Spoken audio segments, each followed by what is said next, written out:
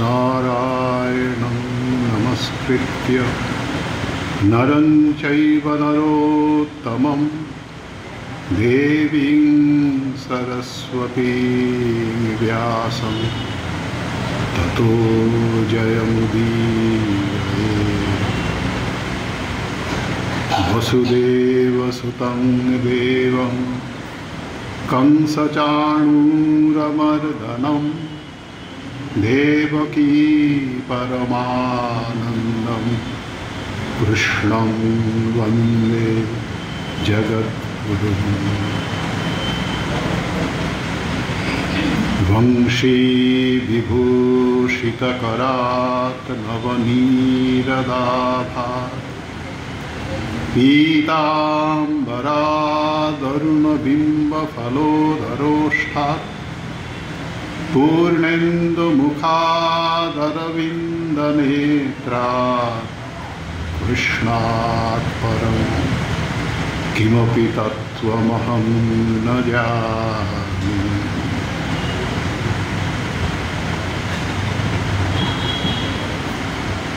रामकृष्णमहं वन्दे शारदां च सरस्वतीं विवेकनयासिनं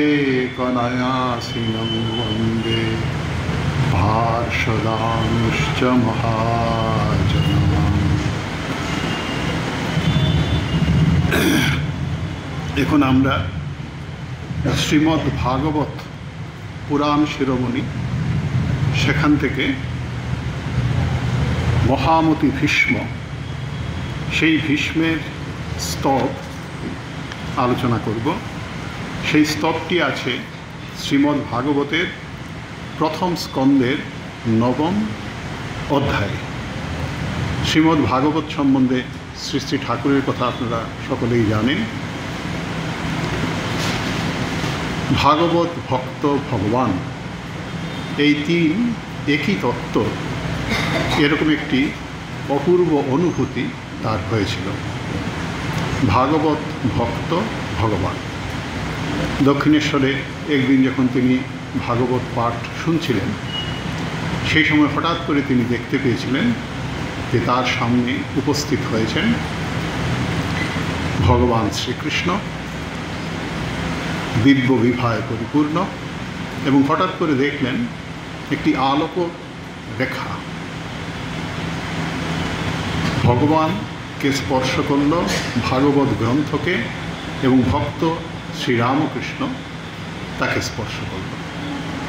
সেই আলোক রেখা একসঙ্গে তিনজনকে স্পর্শ করল, এবং তার থেকে শ্রী শ্রী ঠাকুরের অনুভব হয়েছিল যে এই তিনটি মূলত একই তত্ত্ব। ভাগবতে ভগবান শ্রীকৃষ্ণের লীলা কথা মুখ্যত আলোচিত হয়েছে, এবং সেখানে সব কিছু ছাপিয়ে উঠেছে ভক্তি। যদিও ভাগবতকে বলা হয় সর্ববেদান্ত সিদ্ধান্ত সারম, ভাগবত গ্রন্থেই শেষের দিকে এই কথাটি রয়েছে। বেদান্তের যে সিদ্ধান্ত, সেই সিদ্ধান্তে সার রহস্য লুকিয়ে আছে ভাগবত গ্রন্থে, কিন্তু সব কিছুকে ছাপিয়ে গেছে ভক্তি। তাই বলা হয় ভক্তিয়া ভাগবতম গ্রাহ্য। ভক্তির দ্বারাই ভগবান ভাগবত গ্রন্থকে আস্বাদন করতে হবে। অন্যান্য অনেক বিষয় রয়েছে, বিশেষ করে আমাদের যে অধ্যাত্ম তত্ত্বের একটি মৌলিক দিক, যে নির্গুণ ব্রহ্ম, সেই নির্গুণ ব্রহ্মস্বরূপের কথাও ভাগবত গ্রন্থে আছে অসংখ্য স্থানে। আবার সগুণ যে ঈশ্বর, তারও বর্ণনা রয়েছে। এবং সগুণ ঈশ্বর এবং নির্গুণ ব্রহ্ম দুয়ের মধ্যে কোনো প্রভেদ নেই। যে সগুণ এবং নির্গুণ ব্রহ্মতত্ত্বের মধ্যে বিরোধ আছে বলে দার্শনিকরা অনেকে মনে করেন, কিন্তু সেই বিরোধের চির অবসান ঘটিয়েছেন এই ভাগবত গ্রন্থ।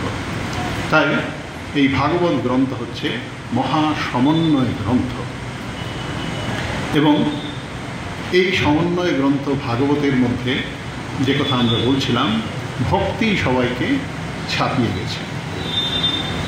ভক্তিয়া ভাগবতম গ্রাহ্য। এবং এই যে প্রথম স্কন্ধের যে নবম অধ্যায়, যেখানে ভীষ্মের স্তুতি আমরা আজ আলোচনা করব, সেখানেও কিন্তু ভক্তির জয়গান করেছেন ভাগবতকার। কারণ ভক্তি, শ্রী শ্রী ঠাকুর যেমন বলেছেন, ভক্তি হচ্ছে যুগধর্ম। এই ভক্তিতে ভগবানের প্রতি মন যত সহজে আকৃষ্ট হয়, অন্য কোনো উপায়ে বর্তমান যুগে হয় না। এই ভক্তির দ্বারাই যোগসিদ্ধি হয়, ভক্তির দ্বারাই আবার নির্গুণ ব্রহ্মতত্ত্বের সাক্ষাৎকার হয়। শ্রী শ্রী ঠাকুরের জীবন জ্বলন্ত দৃষ্টান্ত।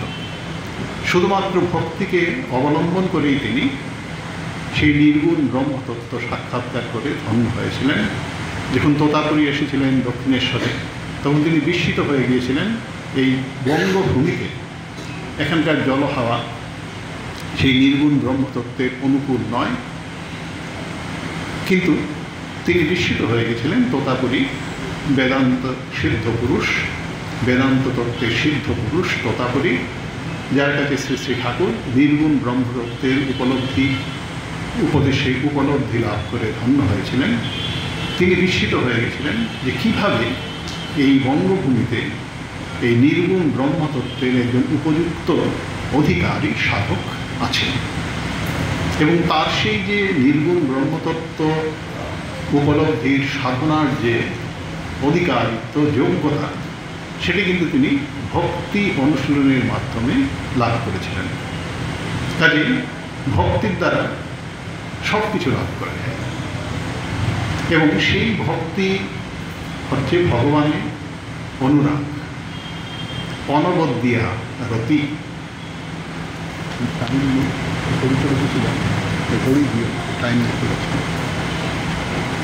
অনবদ্যা রতি মানে হচ্ছে অহৈতুকী ভালোবাসা।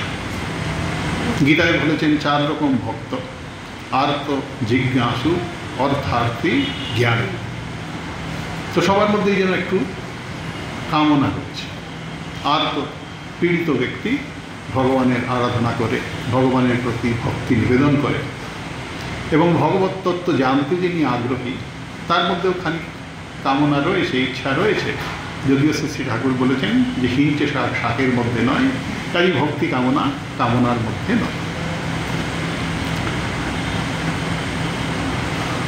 জ্ঞান অর্থার্থী, অর্থ মানে ধন সম্পদ, বিত্ত বৈভব যিনি আকাঙ্ক্ষা করেন, তিনি হলেন অর্থার্থী।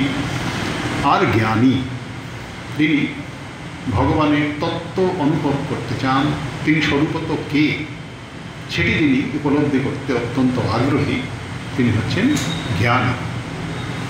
অথবা যিনি জ্ঞান লাভ করেছেন, তিনিও ভগবানের তত্ত্ব উপলব্ধি করতে চান, যে কথা আমরা পাই এই ভাগবত গ্রন্থে, যেখানে বলেছেন আত্মা রামাশ্চর্য নির্গ্রন্থ গুরুক্রমে কুর্বন্ত্য হইতুবি ভক্তি ইত্তম ভূত গুণ হরি।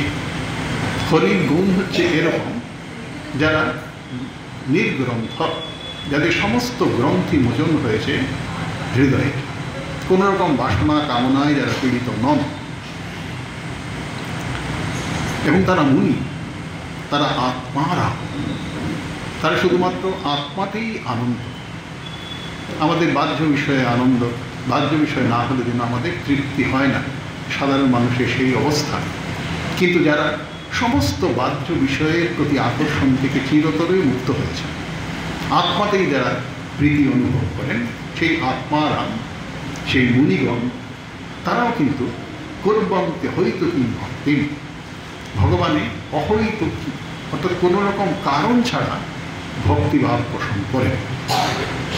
তাই হচ্ছে ভক্তির মহিমা, ভগবানের মহিমা, ভক্তের মহিমা। তো আমরা এখানে আজকে যে আলোচনা করব, সেখানে পাওয়া যাবে যে ভীষ্ম তিনি বারবার ভগবানের কাছে এই প্রার্থনা করছেন, রতিরস্তু মে অনবদ্যা, আমার অনবদ্যীয় রতি হোক, অর্থাৎ তোমার প্রতি আমার গভীর ভালোবাসা হোক, এবং যেখানে কোনো ত্রুটি কিছু নেই, অর্থাৎ কামনা কিছু নেই। অনবদ্যা, অনবদ্য মানে যেটি নির্দোষ, যদিও সুন্দর অর্থে অনবদ্য কথার ব্যবহার হয়, অনবদ্য সুন্দর আমরা বলি, কিন্তু অনবদ্য কথার নির্দোষ এই অর্থটিও আছে। অর্থাৎ যে ভক্তি কোনো কামনার দ্বারা বিন্দু মাত্র কলুষিত নয়, এমন ভক্তি তিনি চেয়েছেন। তো এই ভক্তি আমরা যারা শ্রী শ্রী ঠাকুরের ভক্ত, আমাদের কাছে এই ভক্তির প্রয়োজন অত্যন্ত বেশি। আমরা ঠাকুরকে ভালোবাসি, কিন্তু অধিকাংশ ক্ষেত্রেই আমাদের ভালোবাসা কোনো বাসনা কেন্দ্রিক, আকাঙ্ক্ষা কেন্দ্রিক।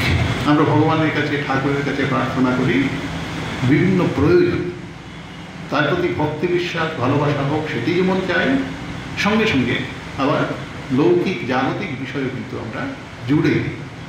কিন্তু এখানে আমরা যে শিক্ষাটা বিশ্বস্তবের মাধ্যমে পাচ্ছি, সেখানে জানতে পারব যে তিনি যে আমাদের ভক্তি অনুশীলনের রাস্তা কত নির্দেশ করেছেন, রাস্তা বাতলে দিয়েছেন, সেটি হবে অনবদ্যা ভক্তি। এবং সেই ভীষ্মদেব কে আপনারা জানেন, তার নাম হয়েছিল ভীষ্ম, যদিও তিনি ছিলেন দেবব্রত, শান্তনু এবং গঙ্গাপুত্র। দেবব্রত ছিল তার নাম, কিন্তু তার এই যে প্রতিজ্ঞা, সেই প্রতিজ্ঞার জন্যে অটল, অটুট, তীব্র প্রতিজ্ঞা, কঠোর প্রতিজ্ঞা, সেই জন্য তার নাম হয়েছিল ভীষ্ম। এবং সেই প্রতিজ্ঞা ছিল তার যে পিতা শান্তনু, তিনি যখন সত্যবতীকে বিবাহ করতে চেয়েছিলেন, তখন সত্যবতীর পিতা একটি শর্তেই রাজি হয়েছিলেন যে তাদের সন্তান যে জন্মগ্রহণ করবে, সেই সন্তানই হবে সিংহাসনের, হস্তিনাপুর সিংহাসনের উত্তরাধিকারী। এখন যদি এই ভীষ্ম তিনি যদি সেই প্রতিজ্ঞা তক্ষণই না করতেন যে আমি চিরকুমার ব্রত গ্রহণ করব, তিনি শান্তনুর পুত্র ছিলেন, পূর্ব কর্মী গর্ভে জাত সন্তান ছিলেন তিনি, কিন্তু তিনি যদি তখন এই প্রতিজ্ঞা না করতেন যে আমি সিংহাসনের অধিকার সম্পূর্ণভাবে ছেড়ে দিলাম, আমি চিরকুমার ব্রত গ্রহণ করছি, আমি বিবাহ করব না, সেই ভীষ্ম প্রতিজ্ঞা যদি তার না হতো, তাহলে কিন্তু ওই শান্তনুর পক্ষে সত্যবতীর পানি গ্রহণ করা, বিবাহ করা সম্ভব হতো না। এই যে ত্যাগ, এই যে আত্মত্যাগ এবং সংকল্পে অটুট থাকা, সেই জন্যই তার নাম হয়েছিল ভীষ্ম। এবং তার সম্বন্ধে কথামৃত আপনারা পেয়েছেন, কথামৃতে ভীষ্মের সম্বন্ধে দুটো একটা কথাও আছে, অষ্টবসুর এক বসুদেব। গণদেবতা, এক ধরনের দেবতা আমাদের রয়েছেন যারা নিত্য সম্পদের অধিকারী, তো তাদেরকে বলা হয় ৮ জন বসু। সেই অষ্টবসুর অন্যতম ছিলেন এই ভীষ্ম। তেমন যে মহামতি ভীষ্ম, তিনি কিন্তু ভগবানের স্বরূপ সাক্ষাৎকার করে ধন্য হয়েছেন।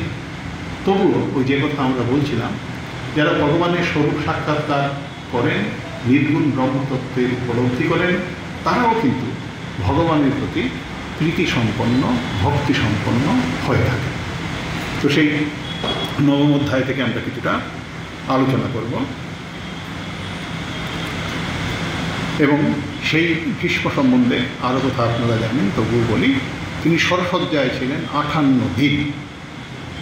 কুরুক্ষেত্র যুদ্ধে তার দেহপাত হয়েছিল, কিন্তু তখন যেহেতু দক্ষিণায়ন, সূর্যের দুটো গতি, উত্তরায়ণ এবং দক্ষিণায়ন, সূর্য তখন দক্ষিণায়নে, অর্থাৎ উত্তরায়ণ শুরু হতে ৫৮ দিন বাকি। এবং উত্তরায়ণে যাদের দেহত্যাগ হয়, তাদের পরম গতি হয়। এবং ভীষ্ম ছিলেন ইচ্ছা মৃত্যু বর তিনি লাভ করেছিলেন তার এই ভীষ্ম প্রতিজ্ঞার জন্য, যে তিনি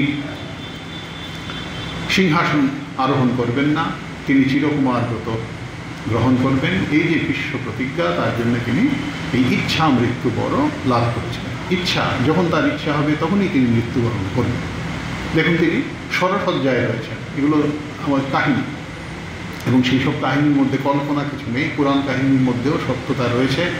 আপনারা জানেন, সেই শ্রী শ্রী ঠাকুরের রাজা মহারাজের তাদের জীবনে রয়েছে যে গঙ্গা সত্যি কিনা, মনে হয় রাজা মহারাজের জীবনের কাহিনীতেই রয়েছে, যে গঙ্গা সম্বন্ধে আমরা শুনি যে গঙ্গা ভগীরথ এনেছিলেন গঙ্গাকে পৃথিবীতে, ভগীরথের মর্তানয়ন হচ্ছে গঙ্গার, সেটি সত্যি কিনা।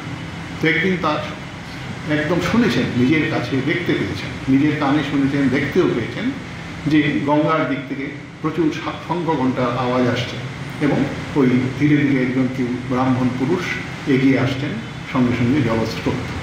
তো এই পুরাণ কাহিনীগুলোও কিন্তু সত্য। তো সেই পুরাণ কাহিনীর মধ্যে এই কথাগুলো রয়েছে। ভীষ্মের স্তব, সেই ভীষ্মের স্তবের মধ্যে আমরা ভীষ্মের কথা প্রথমে সংক্ষেপে আলোচনা করলাম এবং সেই ভীষ্ম যখন সরসজ্জায় রয়েছেন, সেই শুয়ে রয়েছেন, সেই অবস্থাতে ইচ্ছে হল যুধিষ্ঠিরের ভীষ্মের কাছ থেকে গিয়ে রাজধর্ম কি সেটি জানবার। কারণ কুরুক্ষেত্র যুদ্ধের পরে আবার তিনি রাজসিংহাসনে আরোহণ করবেন যুধিষ্ঠির।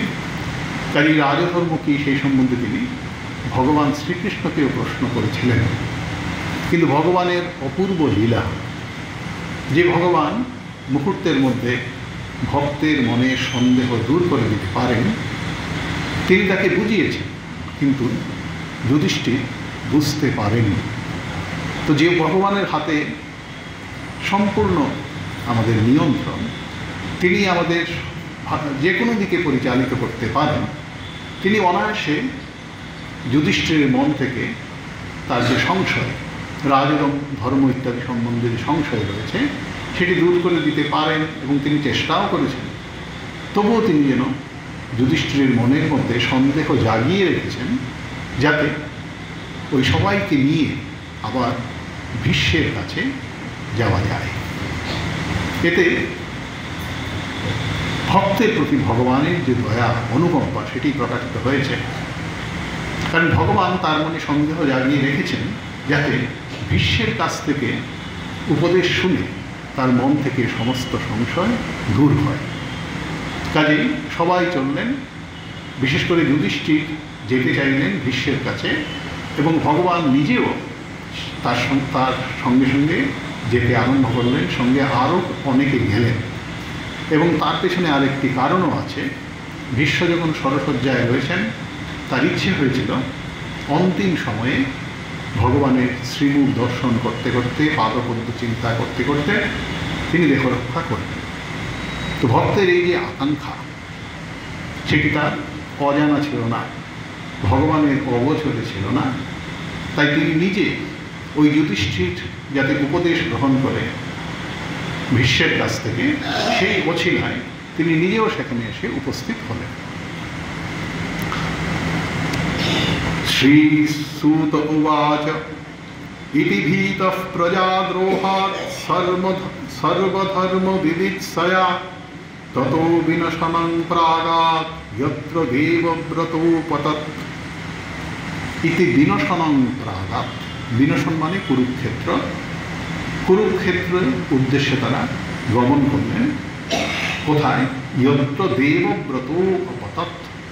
দেবব্রত মানে ভীষ্ম, ভীষ্মদেব সরসজ্জায় শুয়ে আছেন। সর্বধর্ম বিবিৎসয়া, সমস্ত ধর্ম বিষয়ক জিজ্ঞাসা। ধর্ম বলতে সাধারণ ধর্ম নয়, ধর্ম বলতে বিভিন্ন ধর্মের, রাজধর্ম, নীতি ধর্ম, বিভিন্ন ধরনের ধর্ম, অর্থাৎ নীতির কথা। রাজকার্য পরিচালনা করতে আমাদের যে জ্ঞানের প্রয়োজন হয়, সেটাও কিন্তু ধর্ম জিজ্ঞাসা। তো ধর্ম শব্দের বিভিন্ন ধরনের অর্থ আমাদের শাস্ত্রে রয়েছে। তো এই বিভিন্ন ধর্ম বিষয়ক যুধিষ্ঠিরের মনে যে জিজ্ঞাসা, সেই জিজ্ঞাসার নিরসনের জন্যে তিনি উপস্থিত হলেন সেই ভীষ্মদেবের কাছে। তদা তে ভ্রাতরঃ সর্বে সদস্যৈ স্বর্ণভূষিতৈঃ অন্বগচ্ছন রথৈর্বিপ্রা ব্যাসভৌম্যাদয়স্তথা। শুধুমাত্র তিনি একাকী গিয়েছেন তা নয়, আর সবাই ভ্রাতরঃ সর্বে সদস্যৈ স্বর্ণভূষিতৈঃ অন্বগচ্ছন রথৈর্বিপ্রা। তার যে অন্য ভাইরা যুধিষ্ঠিরের, তারা সবাই সেখানে উপস্থিত হয়েছেন, তার অনুগমন করলেন। ভগবানপি বিপ্রর্ষে রথেন সদনঞ্জয়। সতৈর্ব্যরোচতন কুবের যে ভগবান শ্রীকৃষ্ণ সধনঞ্জয়, ধনঞ্জয় অর্থাৎ অর্জুনের সঙ্গে সেখানে উপস্থিত হবেন, আলাদা করে ভগবানের উল্লেখ করবেন। এটা অত্যন্ত তাৎপর্যপূর্ণ। ভগবান তিনি ভক্তের শিয়রে এসে উপস্থিত হচ্ছেন, শিয়রে সমন, এবং সেই সমনান্তকারী যে ভগবান তিনি ভক্তের আকুল আহ্বানে ভক্তকে অনুগৃহীত করার জন্যে তার শিয়রে এসে উপস্থিত হবেন। সেই জন্য তিনিও সেখানে উপস্থিত হলেন। তাই বললেন ভগবান অপি সদনঞ্জয়, সদনঞ্জয় ভগবান সেখানে উপস্থিত হলেন। দৃष्ट्वा নিপতিতং ভূমৌ দিবশ্চ্যুতমিবামরং প্রণেমুঃ পাণ্ডবা ভীষ্মং সানুগা সহচক্রীণা। দেখুন, এই হচ্ছে সদাচার, শিষ্টাচার। প্রথমেই তারা কি করলেন? প্রণেমুঃ, প্রণাম করলেন। পাণ্ডবা ভীষ্মং সানুগা সহচক্রীণা, শ্রীকৃষ্ণ স্বয়ং তাকে প্রণাম করলেন। জ্ঞানীর গৌরব, তিনি জ্ঞানী শ্রেষ্ঠ পিতামহ ভীষ্ম, তাকে তিনিও প্রণাম নিবেদন করলেন। এবং সেই ভীষ্ম শরসজ্জায় শুয়ে আছেন। দেখুন কি কঠিন পীড়া। স্বরের বিন্দুমাত্র আঘাত হলে আমরা অত্যন্ত বিচলিত হই। সেই স্বরকে শয্যা বানিয়ে তিনি বহুদিন ধরে সেখানে শুয়ে আছেন। কিন্তু তাকে কেমন দেখাচ্ছে ভাগবতকার বর্ণনা করছেন। দৃष्ट्वा নিপতিতং ভূমৌ দিবশ্চ্যুতমিবামরং, যেন স্বর্গ থেকে খসে পড়েছেন একজন দেবতা।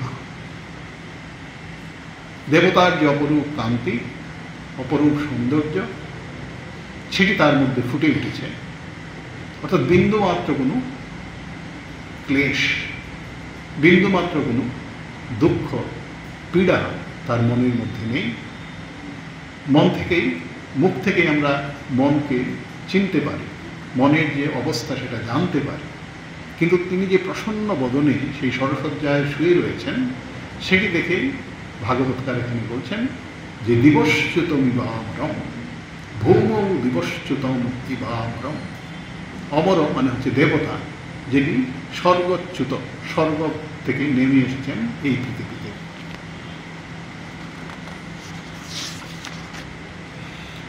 তান সমেতান মহাভাগান উপলভ্য বসুত্তমঃ পূজয়ামাস ধর্মজ্ঞ দেশকাল বিভাগবিৎ। তান সমেতান মহাভাগান উপলভ্য বসুত্তমঃ, বসুত্তম, বসুদের মধ্যে শ্রেষ্ঠ হচ্ছেন এই পিতামহ ভীষ্ম।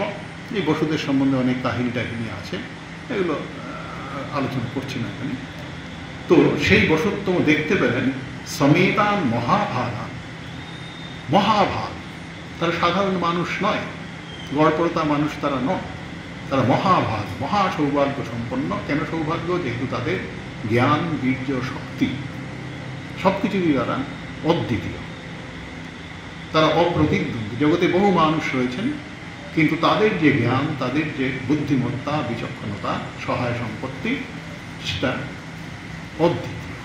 সেই জন্য বললেন তারা হচ্ছেন মহাভাগান। কিন্তু সেই অবস্থাতে তিনি যে শিষ্টাচারকে বিস্তৃত হয়ে যান, কোন সময়ে কি করতে হবে, কোনটি আমাদের করা উচিত, পালনীয় কর্তব্য, সেটি তিনি খুব স্পষ্টভাবে জানেন। তাই বলছেন সমেতান মহাভাগান উপলভ্য পূজয়ামাস ধর্মজ্ঞ। তিনি পুজো করলেন। পুজো বলতে এখানে আক্ষরিক করতে আমরা যেভাবে ফুলচন্দন দিয়ে পুজো, সেটি বোঝাচ্ছে না। তিনি তাদের মনে মনে অথবা মুখে তাদের প্রতি সম্মান জ্ঞাপন করবেন। সেটি হচ্ছে সেই সময়ে তার সেই অবস্থাতে তাদের প্রতি পুজো নিবেদন। এবং তিনি পূজয়ামাস, এবং তিনি কে? প্রথমে বললেন বসুত্তম, তারপরে বললেন ধর্মজ্ঞ, তারপরে বললেন দেশ ও কাল বিভাগবিৎ। দেশ কালের বিভাগ, কোন দেশ, কোন স্থানে কোনটি কর্তব্য এবং কোন সময়ে কোনটি কর্তব্য, এটা কিন্তু অত্যন্ত গুরুত্বপূর্ণ। আমরা প্রায়ই সেই বিষয়টা জানি না বলে আমাদের পদস্খলন হয়। আমরা বিপদগামী হই, আমরা ভুল পথে চলি, ওই কোন সময়ে কোন জায়গায় কখন কি করতে হবে সেটা জানি না বলে। কিন্তু তার সম্বন্ধে কি বলছেন, তিনি যেমন বিভিন্ন ধর্মের সম্বন্ধে জ্ঞান সম্পন্ন, আবার সঙ্গে সঙ্গে দেশ ও কাল ও বিভাগবিদ। কৃষ্ণঞ্চ তৎপ্রভামজ্জ আসীনং জগদীশ্বরং হৃদিস্থং পূজয়ামাস মায়োপাত্ত বিগ্রহম। কৃষ্ণঞ্চ তৎপ্রভাবজ্ঞ আসীনং জগদীশ্বরম। এবং আলাদা করে শ্রীকৃষ্ণের বর্ণনা দিচ্ছেন, সবার সঙ্গে সেখানে গিয়ে উপস্থিত হয়েছেন এবং অন্য সকলের সঙ্গে আসন গ্রহণ করেছেন শ্রীকৃষ্ণ। তো তাকে তিনি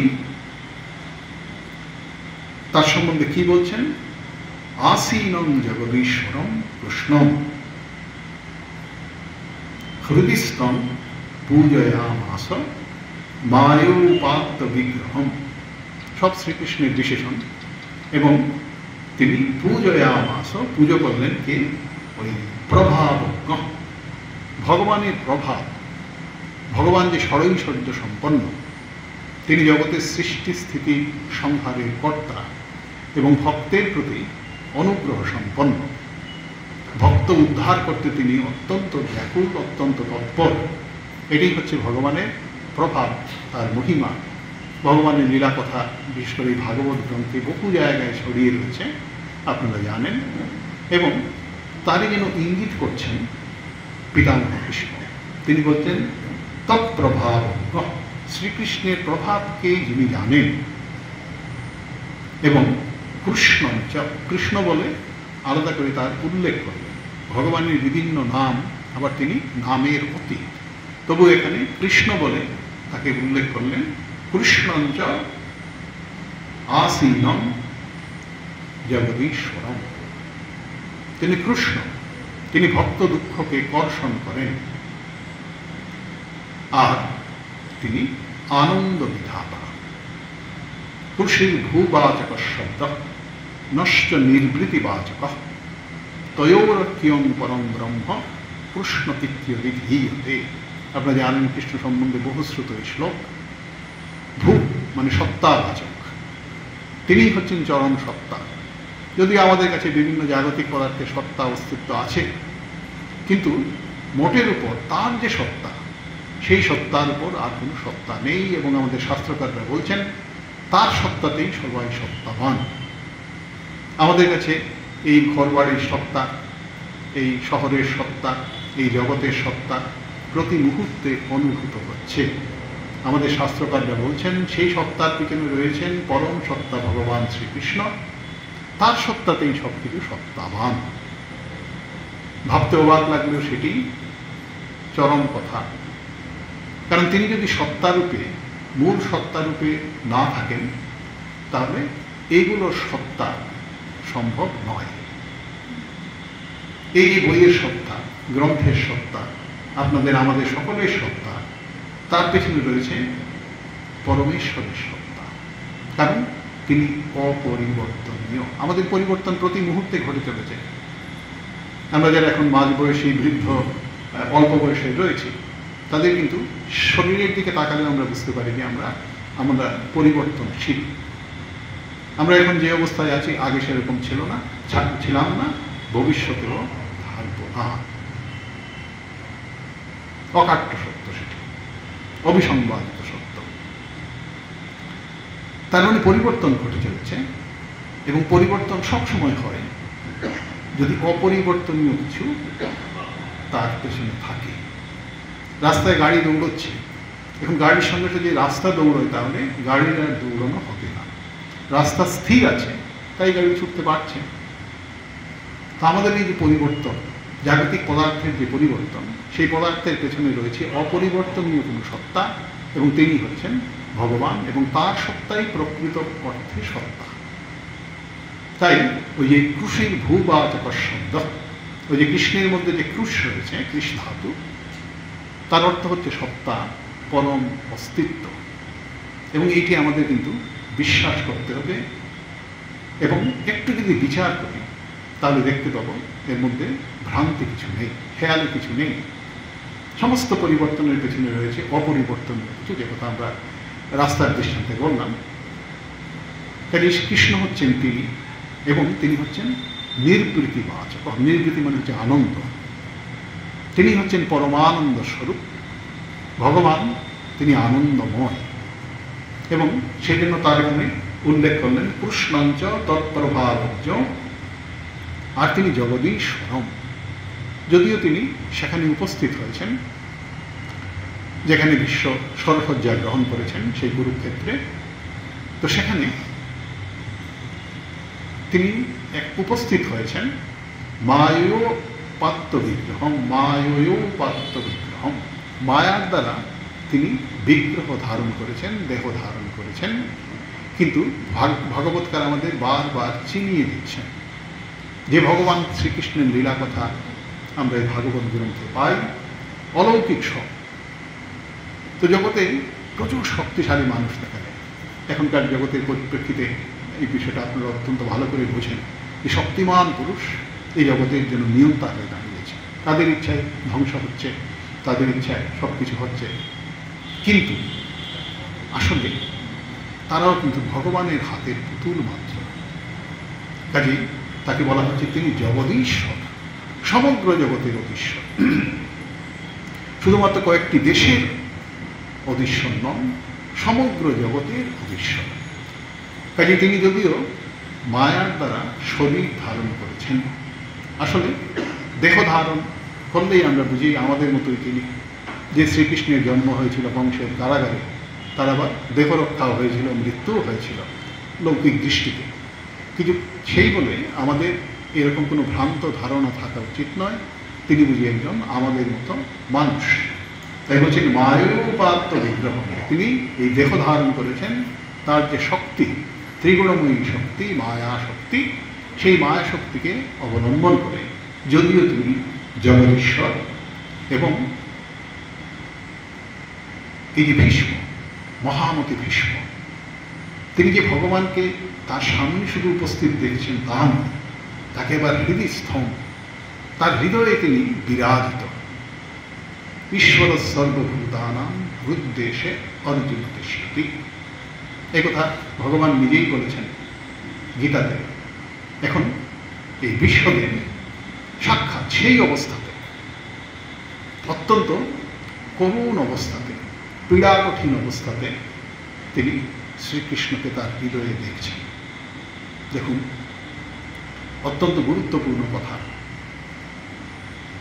এরকম অবস্থাতেও ভগবানকে নিজের হৃদয়ে দেখা। দুঃখেন গুরুণাপি ন বিচার্যতে, যস্মিন স্থিতো ন দুঃখেন গুরুণাপি ন বিচার্যতে। এই প্রকৃত ভক্তের স্বরূপ প্রসঙ্গে গীতায় ভগবান বলেছেন যে প্রকৃত ভক্ত গুরুণাপি দুঃখেন, গুরু দুঃখে তীব্র কষ্টে তো বিন্দুমাত্র বিচলিত হয় না।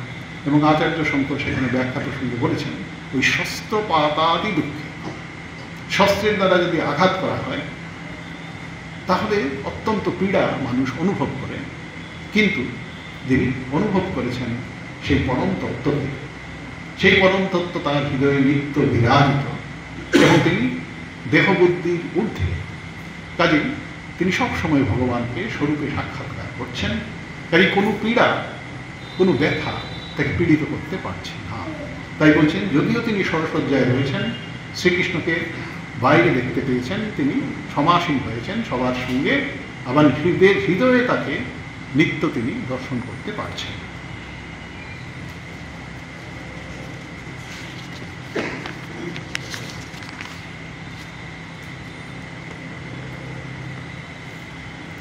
বিশ্বদেব বলছেন সর্বং কালকৃতং মন্যে ভবতাং চ যদপ্রিয়ং সপালো যদ্বশে লোক ভায়োরিব ঘনাবলী। সর্বং কালকৃতং মন্যে, এখানে বিস্মিত হয়ে গেছেন ভীষ্মদেব।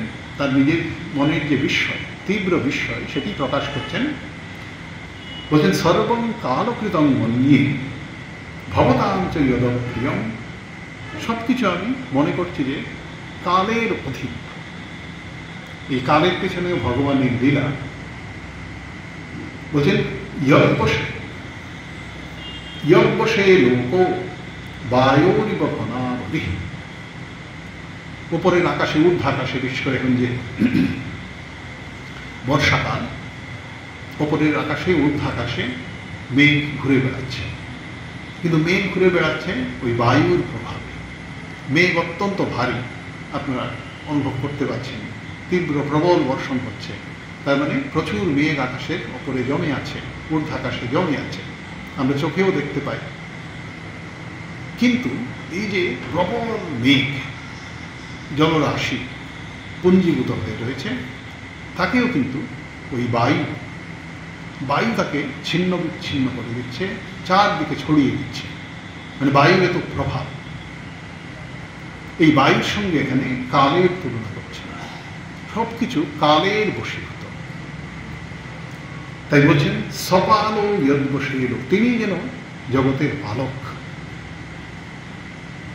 এবং এই কথা বলছেন যেহেতু ভগবানের সঙ্গে রয়েছেন ভক্তজন, অর্থাৎ পাণ্ডব পক্ষের সবাই রয়েছেন, ভগবান তাদের সঙ্গে ফিরছেন, তবুও তার কোনো কাল যেন তাদের হ্রাস করে দিচ্ছে।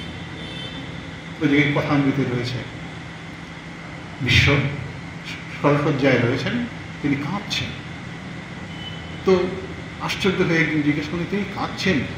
অষ্টবসু জ্ঞানী শ্রেষ্ঠ, অষ্টবসুর অন্যতম জ্ঞানী শ্রেষ্ঠ, তিনি কাঁদছেন মায়ায়?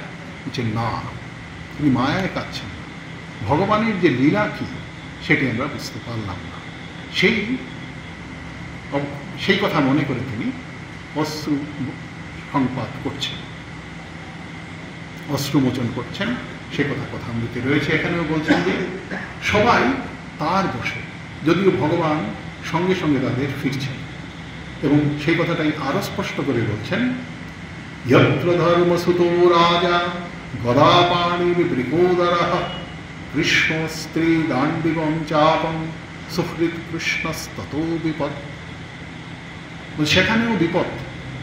ওই যে বিষয়ের কথা শ্রী শ্রী ঠাকুর এই কথামৃতে আমাদের শুনিয়েছেন, সেই বিষয়ের কথা ভাগবতকার বলছেন, যত্র ধর্মসুতো রাজা, রাজা ধর্মপুত্র যুধিষ্ঠির, আর গদাপাণির বৃকোদর, বৃকোদর মানে হচ্ছে ভীম, তিনি গদাপাণি। ভীমের যে গদা অত্যন্ত শক্তিশালী, পৃথিবীতে অপ্রতিদ্বন্দ্বী, তিনি গদা খেলায়। তো উরুভঙ্গ করেছিলেন সেই দুর্যোধনের, অত্যন্ত শক্তিশালী তিনি। এই তিনি মহাশক্তি যে বৃকোদর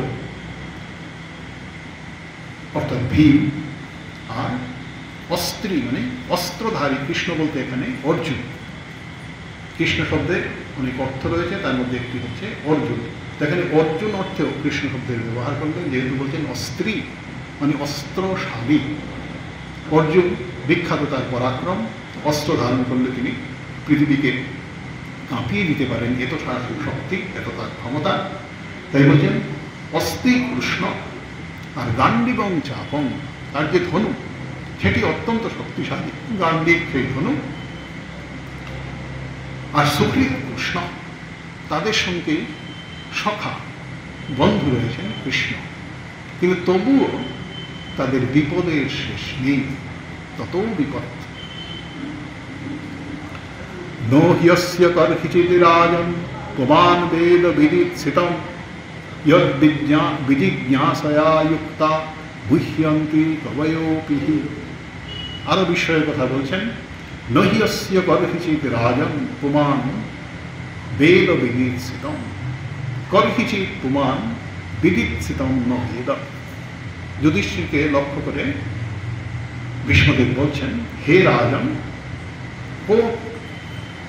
কর্হিচিৎ কদাপি কখনো অস্য বিদিৎসিতম, অস্য মানে শ্রীকৃষ্ণের, ভগবানের, বিদিৎসিতম তিনি যে কি করতে চান, কি জন্য তিনি কি করেন, সেটি আমাদের সম্পূর্ণ অজ্ঞাত। আমরা বিভিন্ন রকম লৌকিক যুক্তি টুক্তি, পারিপার্শ্বিক অবস্থা পরিস্থিতি ইত্যাদি নিয়ে বিভিন্ন বিষয়ে পর্যালোচনা করি এবং পর্যালোচনা করে একটা সিদ্ধান্তে আসি, কিন্তু সিদ্ধান্তে এসেও দেখা যায় যে সিদ্ধান্তটা ঠিক হয়। তো তখন আমরা নিরুপায় হই, এবং তখন এই কথাই বলতে হয় সবাইকে, নকিয়স্য করহিচিত রাজম কুমান বেদ বিদিৎসিতম। তার যে বিধিৎসা, তিনি যে কি করতে চান, কি প্রয়োজনে কি করেন, সেটি আমরা জানি না। ইয়ৎ বিজিজ্ঞাসয়া যুক্তা মুহ্যন্তি কবয়োপি যুক্তা কবয়ঃ। যে কবিরা, তত্ত্বদর্শীরা সবসময় পরমাত্মাতে যুক্ত হয়ে আছেন, পরমাত্মার সঙ্গে একীভূত হয়ে আছেন, তারাও কিন্তু মুহ্যন্তি, তারাও মোহগ্রস্ত। অর্থাৎ যদিও লৌকিক যারা রয়েছেন, লৌকিক মানুষ, তাদের থেকে জ্ঞান ঐশ্বর্যে তারা বহুগুণ উন্নত, যেহেতু তারা তত্ত্ব সাক্ষাৎকার, পরম তত্ত্বের সাক্ষাৎকার করেছেন। কিন্তু তারাও সেই ভগবানের কি ইচ্ছা, জগদীশ্বরের যে কি ইচ্ছা, সেটা কিছুই বুঝতে পারেন না। এই হচ্ছে তার অপরিমিত শক্তি। ভগবান সবার ঊর্ধ্বে, জাগতিক কোনো মাপকাঠিতেই তাকে বিচার করা যায় না, সেটি বলতে যাচ্ছেন। হে সখী ভগবান সাক্ষাৎ আদ্য নারায়ণ পুমান মোহয়ন মায়য়া লোকম গূঢ়শ্চরতি দৃষ্ণিষু। আরো কথা বলছেন, তিনি গূঢ়শ্চরতি দৃষ্ণিষু, বৃষ্ণিবংশীয়দের মধ্যে তিনি জন্মগ্রহণ করেছেন। তাহলে বৃষ্ণিবংশীয় যারা, যদুকুলে যারা জন্মগ্রহণ করেছেন, তারা সবাই তাকে চিনবেন, এটাই স্বাভাবিক। নিজের নিজের বংশে যারা জন্মগ্রহণ করে সবাইকে সেই বংশের মানুষ চেনে। তো বৃষ্ণি বংশে, যাদব বংশে যারা জন্মগ্রহণ করেছেন সবাই ভগবানকে চিনবেন, সেটাই স্বাভাবিক। বুঝছেন না, গূঢ়শ্চরতি বৃষ্ণিষু। আবার বলা যায় বৃষ্ণি বলতে সাধারণ মানুষ, অভক্ত। অভক্তের মধ্যে তিনি রয়েছেন, কিন্তু অভক্তরা তাকে চিনতে পারে না। তিনি কৃপা করে ভক্তের মনে যদি তার স্বরূপ উদ্ভাসিত করেন, উদ্ঘাটিত করেন, কেবলমাত্র তাহলে তাদের পক্ষে ভগবানকে উপলব্ধি করা যায়। কেন তিনি এমন করেন? মোহয়ন মায়া, তার মায়ার দ্বারা মুগ্ধ করেন। কেন করেন আমরা জানি না। তিনি মায়ার দ্বারা সবাইকে বশীভূত করে রেখেছেন। যদিও তিনি বৃষ্ণি বংশে জন্মগ্রহণ করেছেন, তার স্বরূপ আবার উদ্ঘাটিত করেছেন। এই ভাগবত গ্রন্থে এটি হচ্ছে বৈশিষ্ট্য। যেমন অধ্যাত্ম রামায়ণ আপনারা হয়তো পাঠ করেন, শ্রী শ্রী ঠাকুর অধ্যাত্ম রামায়ণের অত্যন্ত গুণগ্রাহী শ্রোতা ছিলেন। তো সেখানে আমরা দেখি রামচন্দ্রের যে আধ্যাত্মিক স্বরূপ, অধ্যাত্ম রামায়ণ, তার যে আধ্যাত্মিক রূপ, তিনি যে পরমেশ্বর, তার যে পরমেশ্বর রূপ, সেটি বারবার প্রকাশিত করেছেন।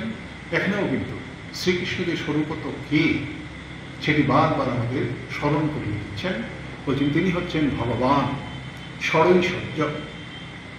ষড়ৈশ্বর্য, ছটি ঐশ্বর্য।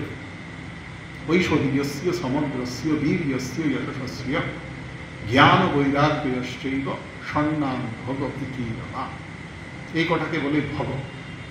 ঐশ্বর্য অর্থাৎ ঈশ্বরত্ব, বীর্য মানে শক্তি, অপরিমিত শক্তি, যশ, আর শ্রী মানে হচ্ছে সম্পদ, যশ মানে কীর্তি, জ্ঞান এবং বৈরাগ্য, সেগুলো সামগ্রিকভাবে তার মধ্যে আছে। এবং এই যে ছটি সামগ্রিকভাবে তার মধ্যে থাকা, তিনি হচ্ছেন ভগবান। এই ছটিকে বলে ভগ। আর এই ছটি সামগ্রিকভাবে পূর্ণ মাত্রায় যার মধ্যে রয়েছে, তিনি হলেন ভগবান। যারা যোগী, যোগ সাধনা করেন, সাধনার স্তরে অনেকখানি এগিয়ে গেছেন, তাদের মধ্যেও কিন্তু এই শক্তিগুলো, ঐশ্বর্য, শ্রী, অনিমাদি ঐশ্বর্য ইত্যাদি তাদের মধ্যেও আসে। কিন্তু সেগুলো আসে সাধনার ফলে, আবার অপব্যবহার করলে সেগুলো হারিয়েও যায়। কিন্তু ভগবানের মধ্যে সেগুলো সামগ্রিকভাবে সবসময় আছে। কাজে তিনি হলেন ভগবান, তাই চিনিয়ে দিচ্ছেন শ্রীকৃষ্ণকে। আর সাক্ষাৎ আদ্য নারায়ণ মা, কাল্পনিক কিছু নয়। তিনি আমাদের সামনে উপস্থিত হয়েছেন বিভাগ করে, কিন্তু স্বরূপত তিনি কি আদ্য, অর্থাৎ সমস্ত কারণের তিনি কারণ। আর কি তিনি নারায়ণ। আর পুমান, পুমান মানে হচ্ছে যিনি সর্বব্যাপক। পুমান বলতে পুরুষ, এটা কিন্তু অর্থ নয় শাস্ত্রীয় দৃষ্টিতে। পুমান মানে যিনি পুরুষ অর্থাৎ সর্বব্যাপক, পরিপূর্ণাৎ পুরুষ।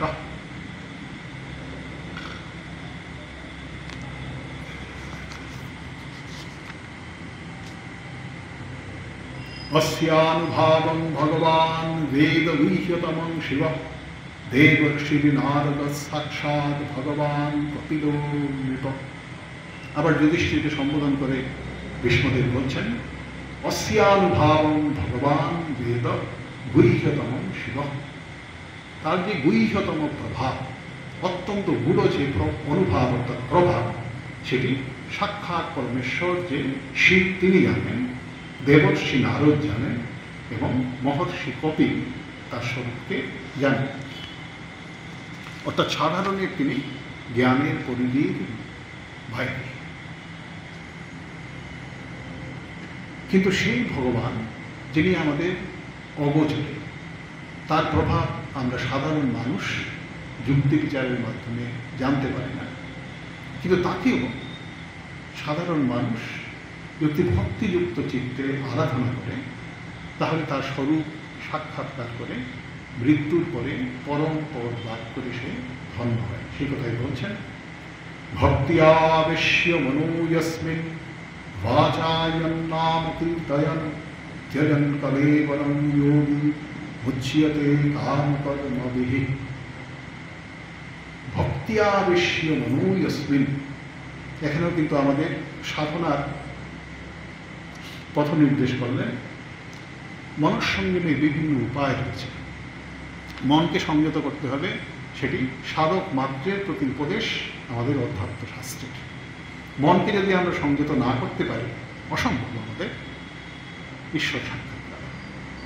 কিন্তু মনকে সংযত করার, বিষয় থেকে নিবৃত্ত করার উপায় কি? বিভিন্ন রকম উপায় রয়েছে, বিভিন্ন রকম সাধনা।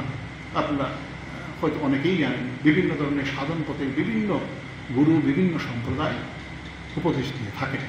অনেক সম্প্রদায় রয়েছে, আপনারা সবাই জানেন।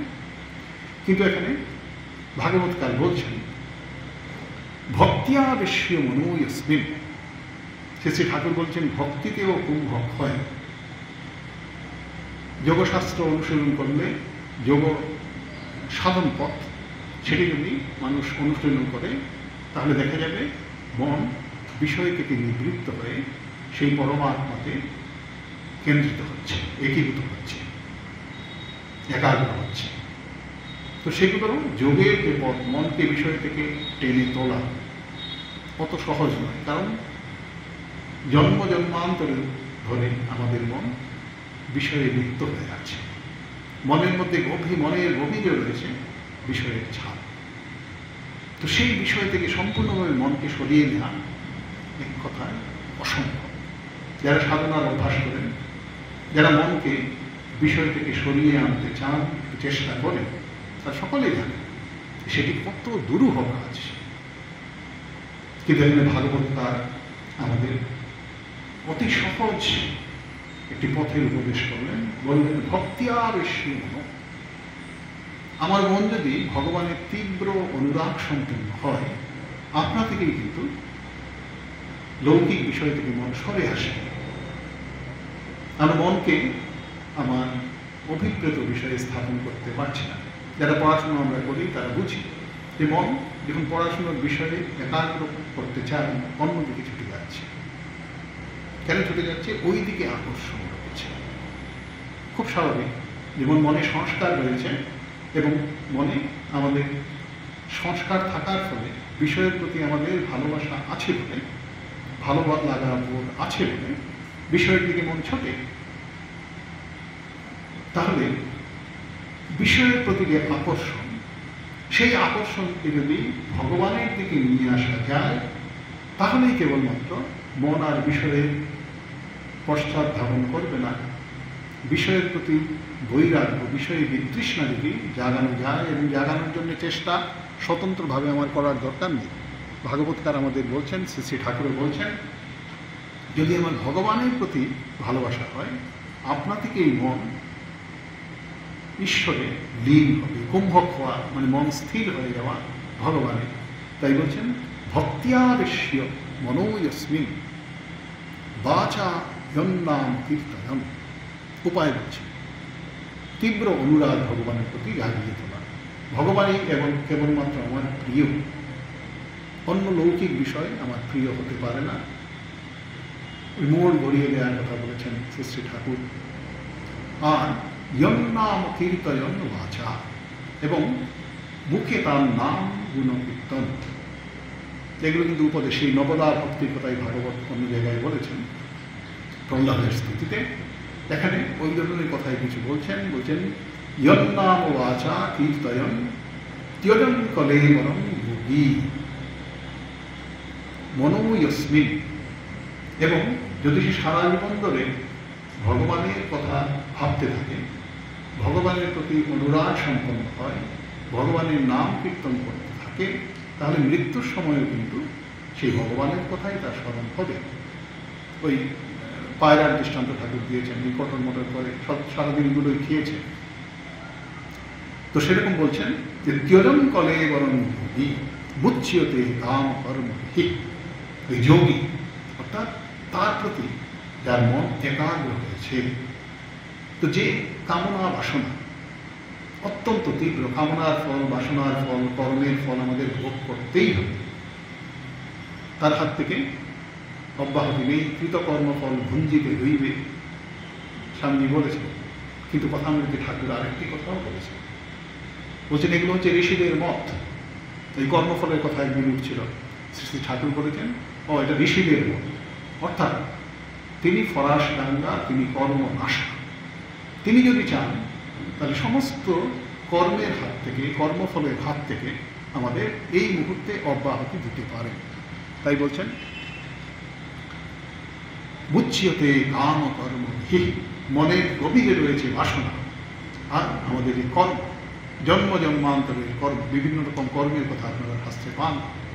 এই সঞ্চিত প্রারব্ধ, ক্রিয়মান বিভিন্ন ধরনের কর্ম, এই সমস্ত কর্ম থেকে অব্যাহতি হয়। অব্যাহতি পেতে পারে ওই তার কৃপায়। বেদান্ত শাস্ত্র বলেছেন যে না, প্রারব্ধের হাত থেকে অব্যাহতি নেই, প্রারব্ধ ভোগ করতেই হবে। কিন্তু এখানে কিন্তু কোনো শর্ত দেননি, কর্মবিহীন, মানে সমস্ত কর্ম। ক্ষীয়ন্তে যাস্যে কর্মাণি তস্মিন পুরুষে পদাব, আপনারা জানেন উপনিষদে বলা হয়েছে। সেখানে ব্যাখ্যা করতে গিয়ে আচার্য শঙ্কর বলেছেন ক্ষীয়ন্তে যাস্যে কর্মাণি প্রারব্ধ ব্যতিরিক্তানি কর্মাণি। প্রারব্ধ কর্ম ছাড়া যে কর্মটা ফল দিতে আরম্ভ করেছে সেটি ছাড়া অন্য সমস্ত কর্মের হাত থেকে যিনি আত্মসাক্ষাৎকার করেছেন তত্ত্বদর্শী ব্যক্তি, তিনি মুক্ত হন। প্রারব্ধ এবং দৃষ্টান্ত দেওয়া হয় যে হাতে তীর রয়েছে, হাতে ধনুক রয়েছে, ধনুকে তীর যোজনা করা হয়েছে, সেই তীরটি ছোড়া হয়েছে। তো যে তীরটি ছোড়া হয়ে গেছে তার কাছে তার আর কোনো নিয়ন্ত্রণ আমার হাতে নেই, এবং ছুঁড়ে দিয়েছে, নিক্ষেপ করেছে। নিক্ষিপ্ত তীর, নিক্ষিপ্ত স্বর, সেখানে আমার কোনো নিয়ন্ত্রণ নেই। কিন্তু এখানে কিন্তু বলছেন যে না, কাম সমস্ত কর্ম থেকে, প্রারব্ধের হাত থেকেও তিনি অব্যাহতি দিতে পারেন। সেই প্রারব্ধ আমাদের পীড়িত করবে না যদি তার কৃপা হয়। তাই বলছেন ত্যজন কলেবরং যোগী, কলেবর অর্থাৎ দেহ পরিত্যাগ করে মুচ্যতে কাম কর্মবিহি, সমস্ত কর্মের হাত থেকে তিনি অব্যাহতি লাভ করতে পারেন। এখন সেই কৃষ্ণদেব তাকে প্রার্থনা জানাচ্ছে, সদেব দেব ভগবান প্রতীক্ষতাং কলেবরম यावदिदं हिनोम्यहं प्रसन्नहासारुणलोचनोल्लसन्मुखाम्बुजो ध्यानपतश्चतुर्भुज। আকুল প্রার্থনা ভক্তের। তিনিও মহাজ্ঞানী, কিন্তু তিনি পরম ভক্ত ভগবানের। তাই বলছেন প্রতীক্ষতাং কলেবরম, বলছেন প্রতীক্ষা করো, অর্থাৎ আমার নয়ন গোচর হয়ে থাকো, কারণ তার মৃত্যু আসন্ন। এই উত্তরায়ণ শুরু হলেই তিনি দেহত্যাগ করবেন। তাকে প্রার্থনা জানাচ্ছেন শ্রীকৃষ্ণকে যে আপনি দয়া করে আমার ধ্যানপত, আমার ধ্যানের পথে থাকুন, আর প্রতীক্ষা করুন, কৃপা করে এখানে অবস্থান করুন আমার নয়ন সম্মুখে, যাতে আপনার মুখকমল দর্শন করতে করতে আমি দেহত্যাগ করতে পারি। সদেব দেব ভগবান প্রতীক্ষতাম, আবার তাকে ভগবান বলে সম্বোধন করা হচ্ছে, যেহেতু সেই ঐশ্বর্য ইত্যাদি যে ছটি, যার নাম ভগৎ, সেটি সবসময় তার মধ্যে স্বাভাবিকভাবে আছে। আর তিনি হচ্ছেন দেবদেব, বিভিন্ন দেবতা, বিভিন্ন শক্তি, বিভিন্ন দেবতার উপাসনা মানুষ করে, কিন্তু সমস্ত দেবতারও যিনি অধীশ্বর দেবদেব, তিনি হচ্ছেন শ্রীকৃষ্ণ। আর বলছেন ইয়াবদিদং কলেবরং হীনম, যতক্ষণ আমি আমার এই কলেব শরীর ত্যাগ না করছি ততক্ষণ পর্যন্ত আপনি আমার ধ্যানপথ চতুর্ভুজ, আপনি চতুর্ভুজ মূর্তিতে আমার ধ্যানের মধ্যে থাকুন। কিরকম? প্রসন্ন হাসারুণ লোচন উৎফুল্ল মুখাম্বুজ। ওই ভগবানের যে ভক্তি, ভগবানের প্রতি ভক্তি, তার যে সগুণ রূপ, এই সগুণ রূপের মহিমা আবার বলছে কিরকম? প্রসন্ন হাসারুণ লোচন উল্লসম মুখাম্বুজ, প্রসন্ন হাস অরুণ লোচন উল্লস মুখাম্বুজ। প্রসন্ন হাসিতে তার মুখাম্বুজ উজ্জ্বল হয়েছে, প্রসন্ন হাসিতে তার মুখকমল উদ্ভাসিত হয়ে উঠেছে। সেইভাবে চতুর্ভুজ মূর্তিতে আপনি আমার সামনে উপস্থিত হন, আমার সামনে আমার নয়নগোচরে থাকুন যখন আমি এই দেহ ত্যাগ করব। তারপর বলছেন শ্রী ভীষ্ম উবাচ ইতিমতিরূপকল্পিতা বিতৃষ্ণা ভগবতী সাত্বত পুঙ্গবে বিভূম্নি সুসুকমুপগতে ক্বচিদ বিহর্তুম প্রকৃতিমুপেয়সী যদ্ভব প্রবাহ। ওই ইতিমতির উপকল্পিতা বিতৃষ্ণা ভগবতী আরো কয়েকটি শ্লোকের মধ্যে আমরা দেখব, যেটা আজকে আমরা পাঠের শুরুতেই আলোচনা করেছি। ভগবানের প্রতি অনবদ্যা রতি, নিষ্কলুষ কামনা বাসনাহীন যে ভালোবাসা, সেটিরই তিনি প্রার্থনা করছেন এবং বলছেন যে আপনি কৃপা করে আমারকে বঞ্চিত করবেন না, আমার দর্শন পথে থাকুন। কেন? ওই বিতৃষ্ণামতি উপকল্পিতা, বিতৃষ্ণামতি ভাগবতে অন্য জায়গায় বলেছেন ভক্তির বিরক্তির ভগবত প্রবোধ, সেখানেও ভক্তির জয়গান করেছেন। ভক্তিপদ যে কত সহজ এবং ভক্তিপদ অবলম্বন করেই যে মানুষের পরমাত্মা লাভ হয়, পরমার্থ সাক্ষাৎকার হয়, সেটি বোঝাতে গিয়ে বলছেন যে ভক্তি থেকে কি আসে? বৈরাগ্য আসে। সাধারণ দৃষ্টিতে আমাদের কি হয়? আগে বৈরাগ্য হবে, তারপর সাধনায় অনুশীলন করব। বৈরাগ্য একটি যোগ্যতা লাভের উপায়। মনের মধ্যে যদি বিতৃষ্ণা না থাকে তাহলে সাধন পথ অবলম্বন করা যায় না। কিন্তু ভক্তিপথ সহজ, সেটি বুঝাতে গিয়ে ভাগবতকার বলেছেন যে ভক্তি হচ্ছে বৈরাগ্য উৎপাদন করে। ভক্তির বিরক্তি, ভক্তি থেকে জাগে বিরক্তি, এবং সেই বিরক্তি যদি জাগে, কিন্তু যেহেতু ভগবানের প্রতি তার অবিচলিতা ভক্তি, তাহলে কি হয়? ভগবানের স্বরূপ সাক্ষাৎকার, তত্ত্ব সাক্ষাৎকার সে লাভ করে ধন্য হয়। তাই ভগবত প্রভু ভাব। তাই এখানে ভাগবত বিশ্বদেব বলছেন যে ইতিমতির উপকল্পিতা তৃষ্ণা, বিতৃষ্ণামতি, সম্পূর্ণ সমস্ত রকম তৃষ্ণা থেকে একদম মুক্ত। আমাদের মনের মধ্যে তৃষ্ণা থাকে, হয়তো মনের চেতন ভূমিতে নেই, কিন্তু মনের গভীরে থাকে, কখন বেরিয়ে আসে আপনি জানেন এগুলো। কিন্তু এখানে বিশ্বদেব বলছেন যে বিতৃষ্ণামতি উপকল্পিতা। এখানেও আরেকটি সাধনার সংকেত, যিনি সাধক, যিনি প্রকৃত ভক্ত, তাকে কিন্তু ওই বিতৃষ্ণামতি তৈরি করতে হবে, তাকে অনুসন্ধান করতে হবে, নিজের মনে অন্বেষণ করে দেখতে হবে নিজের মনের মধ্যে বিষয়ের প্রতি আকাঙ্ক্ষা কতটুকু আছে।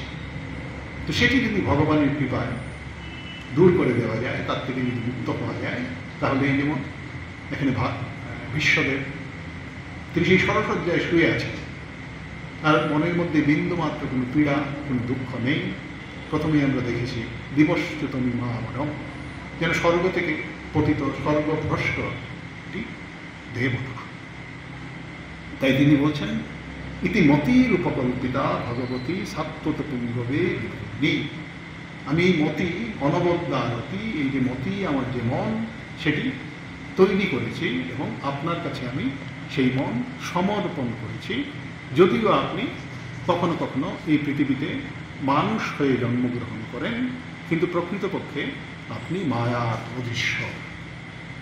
তারপরে সেই বিখ্যাত শ্লোক যেখানে সগুণ এবং নির্গুণ দুটো তত্ত্বের যুগপৎ সমন্বয়, যে কথা স্বামী শ্রী শ্রী ঠাকুর সম্বন্ধে বলেছেন নির্গুণ গুণময়, সেটি আমাদের ভাগবত ইত্যাদি অধ্যাত্ম শাস্ত্রের পরম শিক্ষা, যে সগুণ এবং নির্গুণ তত্ত্বের মধ্যে বিন্দুমাত্র কোনো প্রভেদ নেই।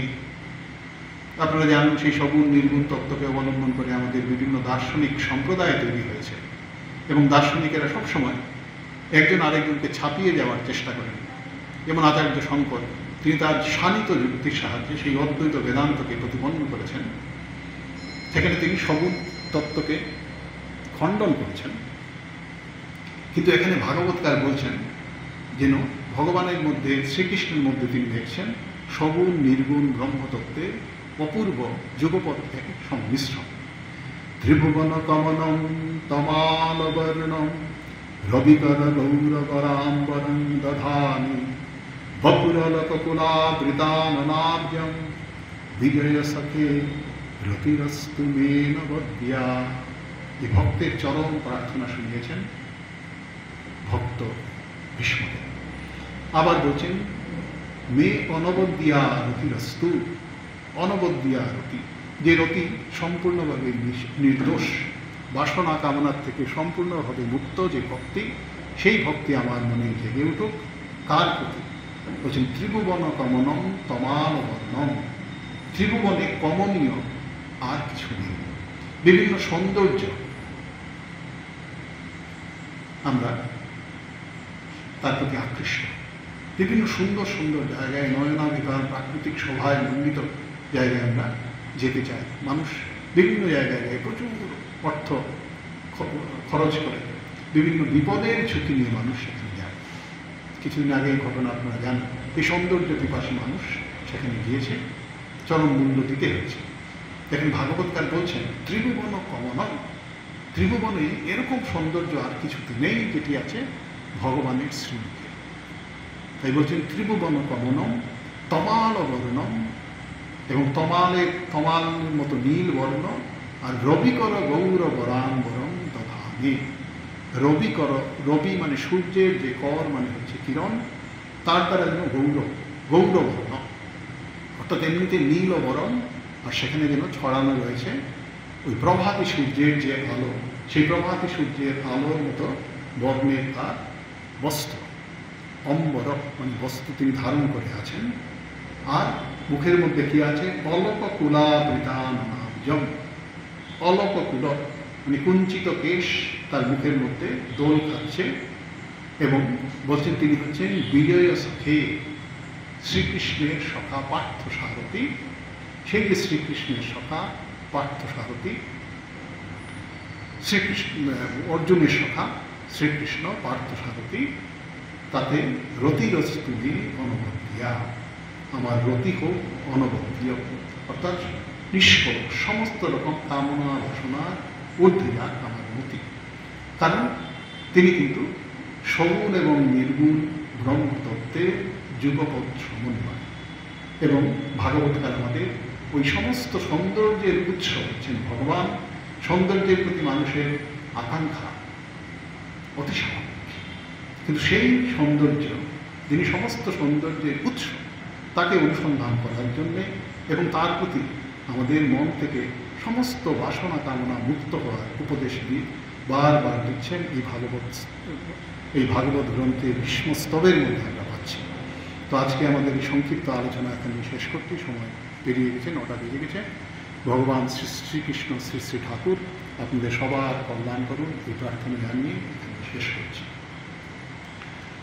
ওম কৃষ্ণায় বাসুদেবায় হরে পরমাত্মনে প্রণতক্লেশনাশায় গোবিন্দায়